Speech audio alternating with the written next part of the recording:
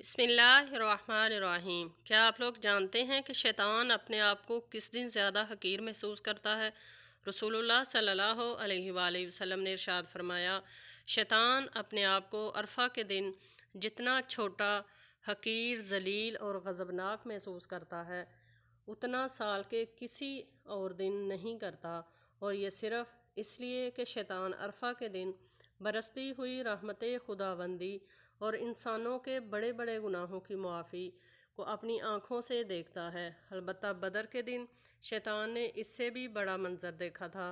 सहाबा कराम ने अर्ज़ किया, या रसूलल्लाह सल्लल्लाहु अलैहि वसल्लम, यौम बदर में शैतान ने क्या देखा था?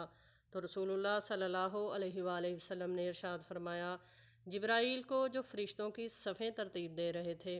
तो अल्लाह ताला से दुआ है कि अल्लाह ताला हमें भी साफ़ बंदी की तौफ़ीक अता फ़रमाए। आमीन या रब्बल आलमीन।